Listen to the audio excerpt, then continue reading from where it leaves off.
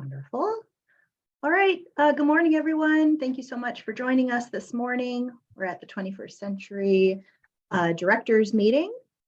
And first things first, at the top of our agenda is a warm welcome. So welcome, everyone. And to start off our Friday and get us all feeling good, I would love it if you would come off or turn on your video if you can, if your Wi-Fi allows, and tell us who you are, where you're from, and please one moment, positive or otherwise, doesn't have to be, but positive moment of programming from your last week of programming in 21st Century. And I think since we have so many people on, I'm just going to go ahead and call on you. That'll make things move a little bit more quickly rather than trying to kind of ping pong around. And I'll just call on you as I see you on my screen. So Jenna, would you share? Hi, Jenna Andrews from Beyond the Bell in Sioux City. And Abby. Hi. Also partner in crime. I'm gonna say for me, like my positive moment is just that I'm back to work. I have been off on a personal leave for a few weeks. And so this week has been my first full week back and I'm enjoying it. I don't know if you want to share like a program. Sure. Well, we here also very happy that Jenna's back. I bet. I would say it's not necessarily like program, but we were able to send 5 of our staff to the conference in Florida, and they came back and they are so excited, recharged. Like they have so many like amazing ideas and resources. So having them come back and have just all of that enthusiasm again, according to all of them, it was an amazing conference. So that's really exciting. Was that the Beyond the Bell or the Foundations conference that they went to? The National After School. Oh, the National After School. Oh, cool. Yep. So that's exciting for us. Great. How about you, Billy? Programming is just about ready to come to an end. Okay, and we have been working on our youth education work program, which is totally awesome. Personally, I'm back at work as well. I did have a little issues, but everything is fine. And Oak Ridge Neighborhood Services is riding high. That's awesome. Good morning, Linda. How about you? Good morning. We're coming back from spring break in Des Moines. So something that I'm looking forward to is the start of our next session next week. Our sites have a lot of fun things slated to start with the kiddos. And one of our sites just started like a partnership with Drake University, and they're going to participate in like some of the kids are from the school are going to participate in Drake relays. They have like an elementary school shuffle. And so we've got some sites that are going to participate in that. So it's really going to be a fun time. And it's a great partnership. So that's awesome. Great. That's awesome. Good morning, Catherine.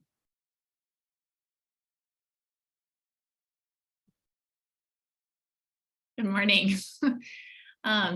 I am really excited about our Girls on the Run program that we just recently started. We're doing it at the middle school and at the elementary. So it's been just super fun seeing girls run through the hall and music playing and everybody cheering for them. So it's been great so far.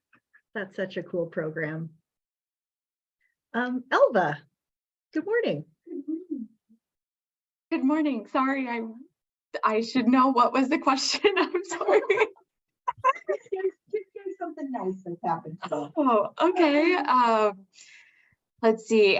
We have our pilot programs. We launched our Possible Futures pilot programs at the beginning of this month. So I can't wait to kind of get an update on that and see how it's going. They are piloting career exploration curriculum for us. So I can't wait to hear how that's going. And yeah. Cool. Erin.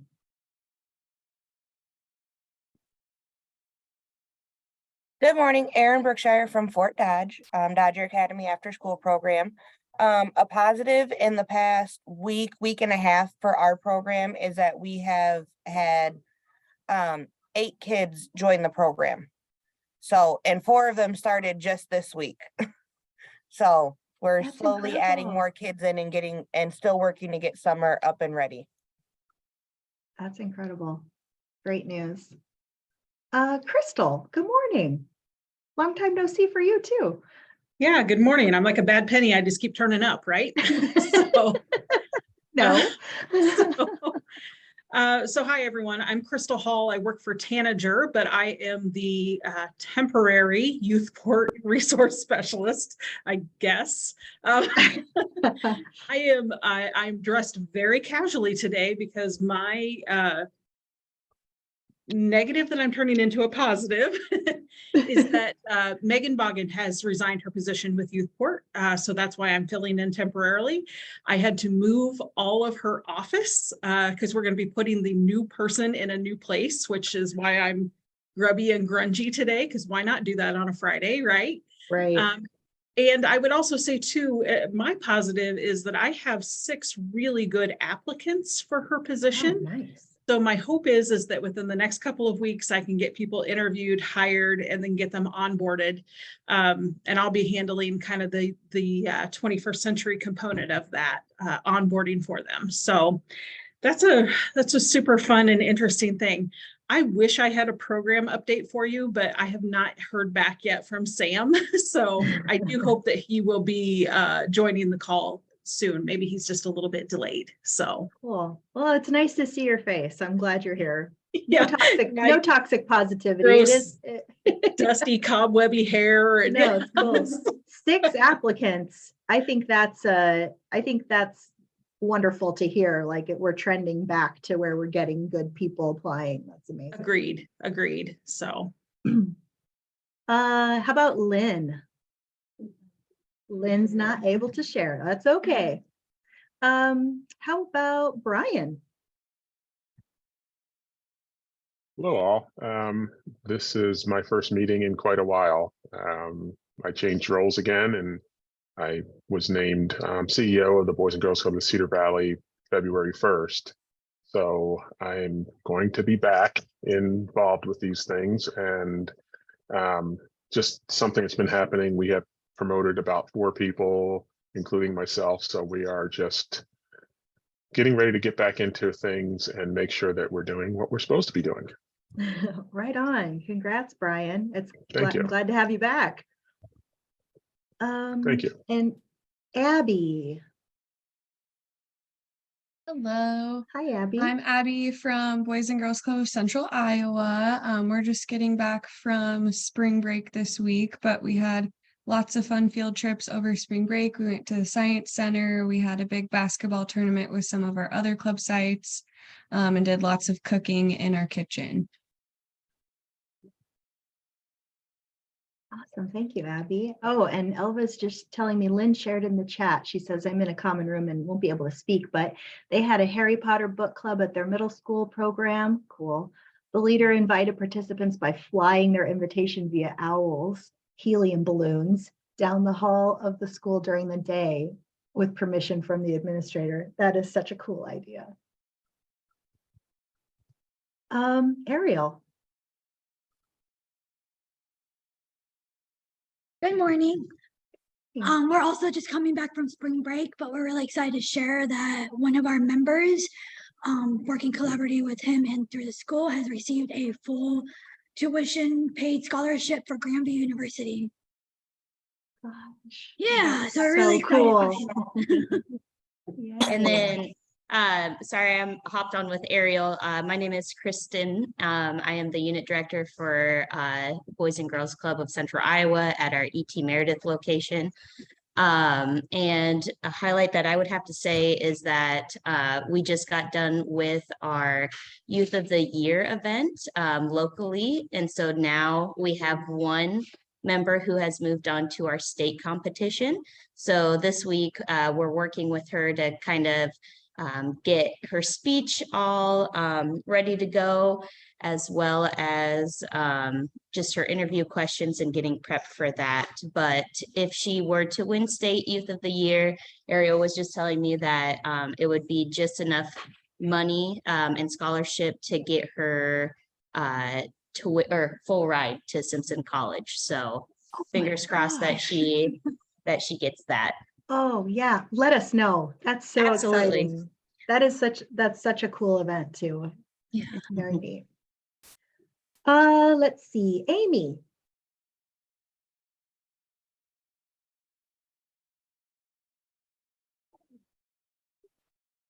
Oh, here I am. Yeah, we can hear you. me? Okay, Yep. great.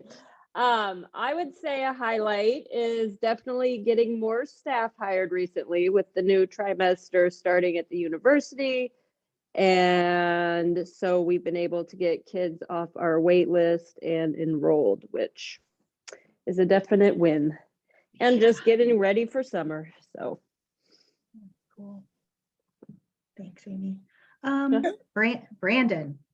Oh, I gotta talk right now. Oh, I guess I'm on, huh? You're on. I didn't realize I didn't have it on mute. So I am the principal of the school. I have Jackie is my coordinator, and she just got hired on as our cook, as our cook passed away unexpectedly a few weeks ago. So she's taking on more roles in our school, and one of the things that we can celebrate is just that we've had just started our last quarter of our events coming up here, and then we had so much excitement for our Tuesday activities, which are our parks. We travel around to the neighborhood parks. We're a small town in Iowa, Andrew School, and so one of our Tuesday activities is we take the kids to the other parks that they probably don't get to go see. And so we just have a fun day going to the parks. And that day was so big that we filled up a whole bus full of kids. So that's why we had to cap that day. So I guess that would be one of our big successes for this quarter. Awesome. Thank you. Andrea.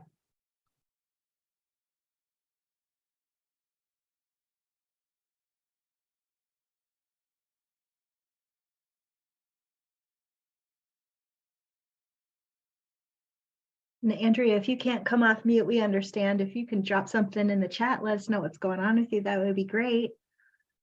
And I think Kathy is up next. Oh, I feel like I just lost Kathy. Okay, that's all right. Vic is up next. Well, you guys all know me, hopefully.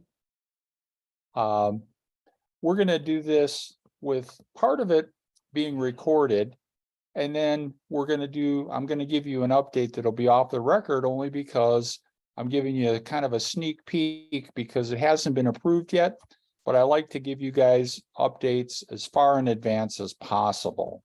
So that can help you a lot with planning. And I wrote some extra stuff down in the agenda this morning. Let's go over some of this. Heidi, can I share my screen? Yeah, that would be kind of helpful if I can do that. Wonderful. So let me go over here.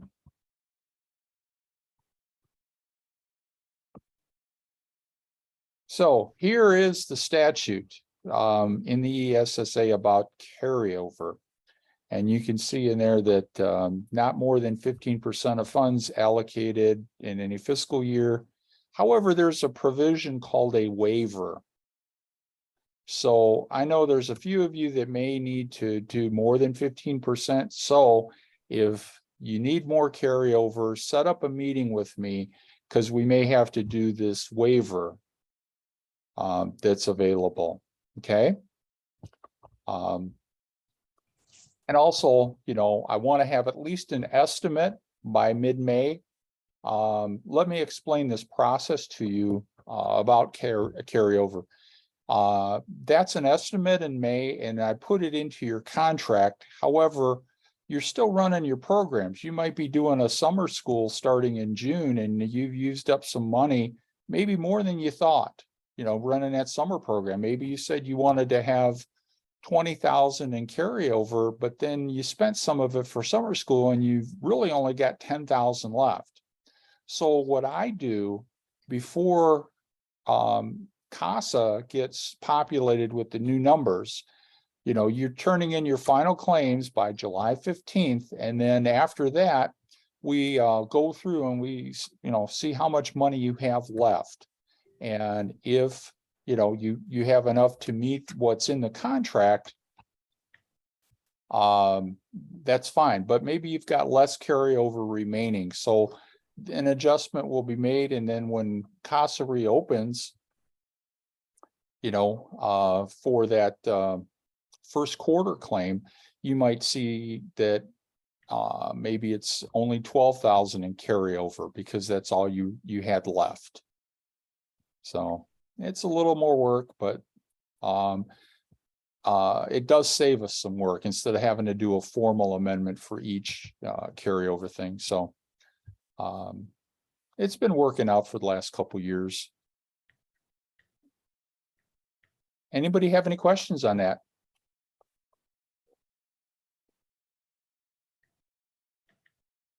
Okay, let's go to the next item, which will be site visits. I sent out a list to everyone, and I've got a few people that still haven't. Let me show you the list.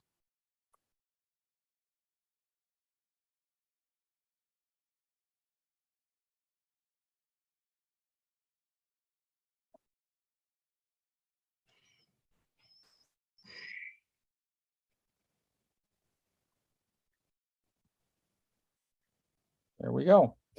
So here's my list, and I've got a few people that haven't yet responded to me with a date. So you need to lock in that date. Clinton, Bettendorf, North Fayette, Macokota, and these are all folks. So you see my reason up here. The reason column is, there's a new director and just about every one of these.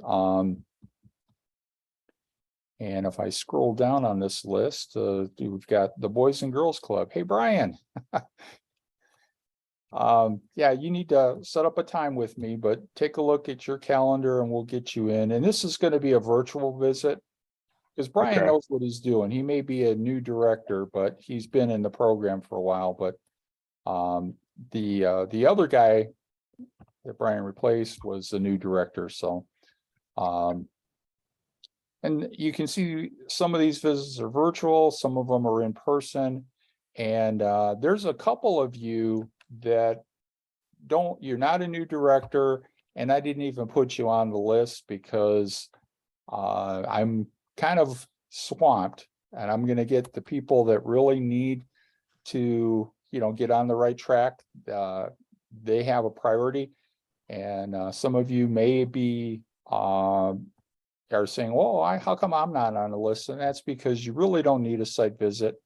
I monitor your claims every quarter, and I don't think that, coming out is a top priority this year.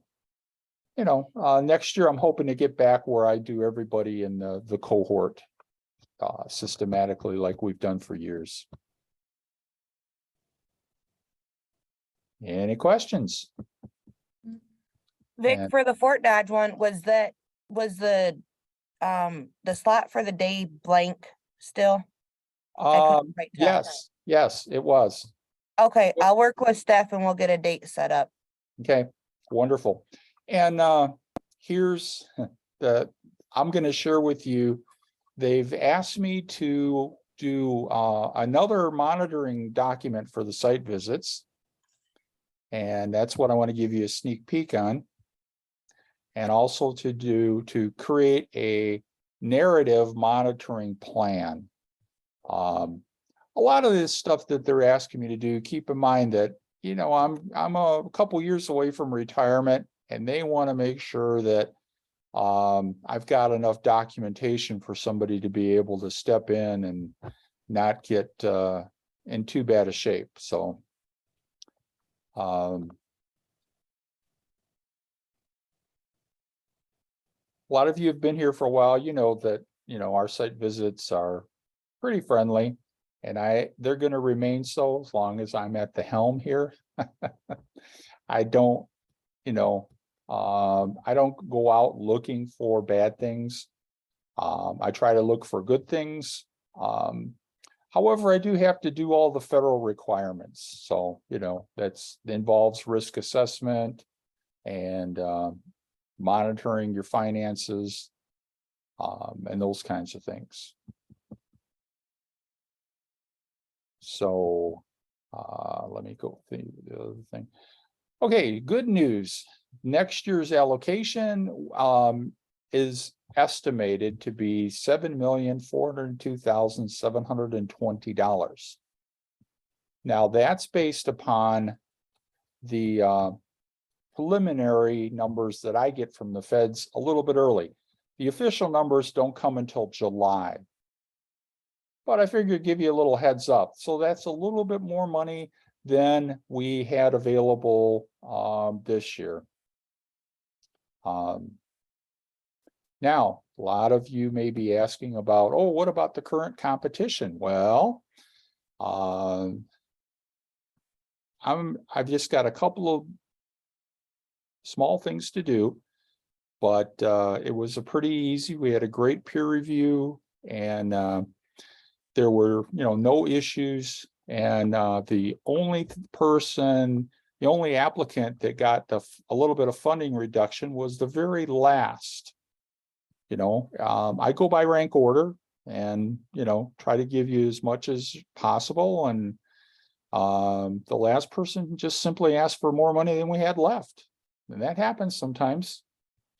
So other than that, one of the things that they wanted me to do was there's some federal requirements. Now, in the application, there's that new universal identifier.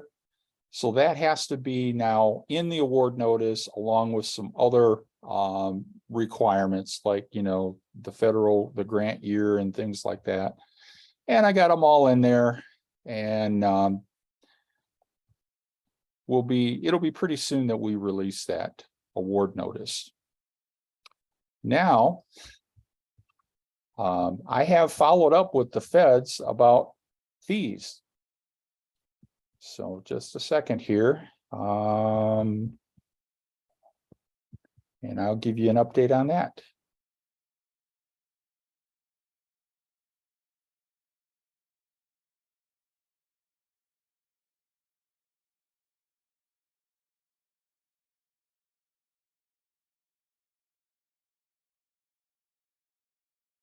Okay, this is from an email.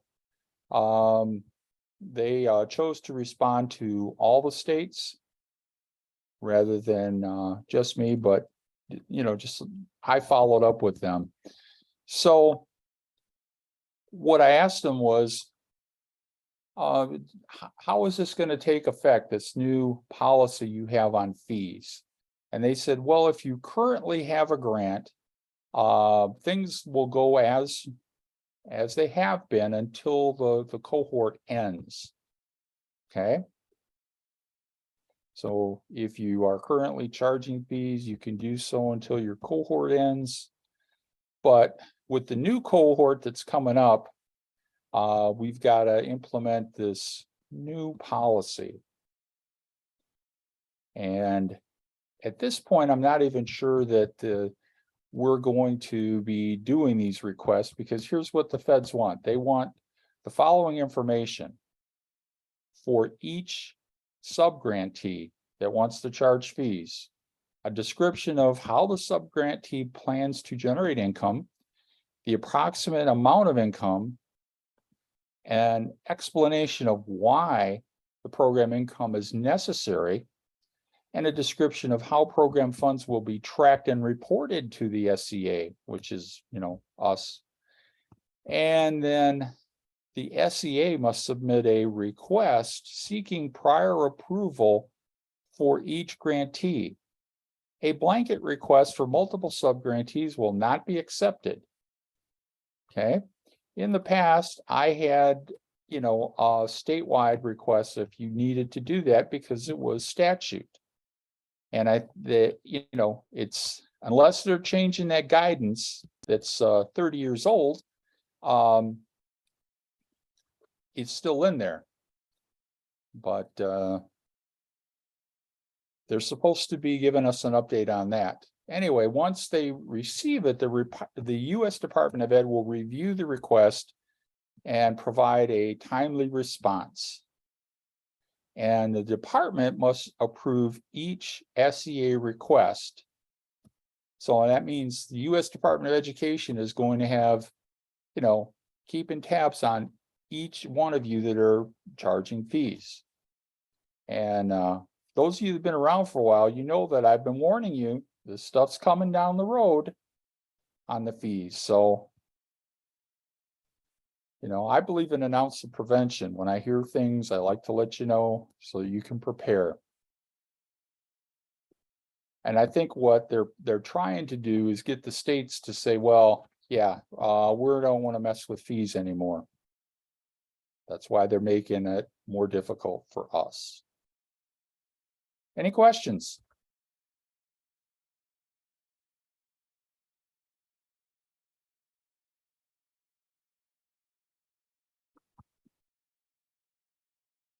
Okay, well, Heidi, will you stop the recording and I will give you guys a sneak